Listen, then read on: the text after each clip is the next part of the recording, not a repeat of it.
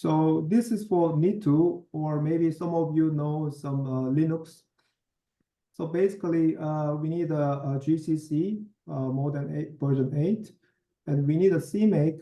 Need to please be careful about this version 3.25, higher than that. Otherwise, there is an issue. And the CFFI and the Ninja is optional, but CFFI is the one that we should include, install, which can be easily done by the pip install CFFI. Okay, this is a way to connect the Fortran with Python. Okay, so basically all you need to do is git clone of this. You just copy and paste and run it. Then you can copy our software to your local computer, and then it will create the module directories, and then you simply say you just cut and paste. Okay, that's why I put it here. This will try to check all the necessary conditions, and this will compile it and install it. And then you go to further directory and the pip install, then it will install Python wrapper of this.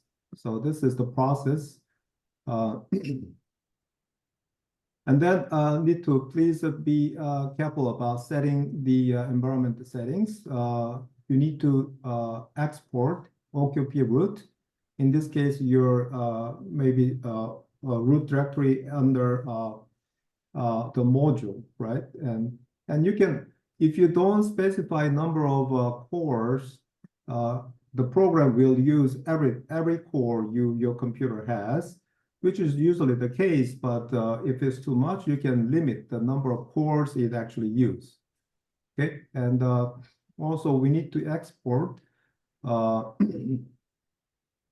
it's a library, which is under this. So this is about basic setups.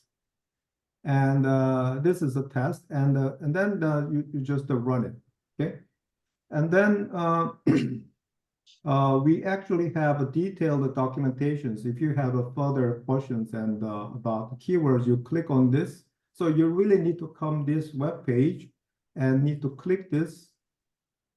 So if you click on here, it has some more contents, user's guide. I think this is what you need mostly.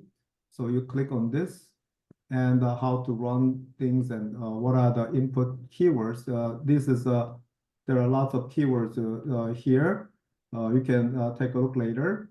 So let me just go back. Also, we have some example files here, like quantum chemistry in action. Let's say MRSFTDT examples. So you have input, just a copy, cut and paste in your local directory and just run it. Okay, so I will demonstrate this.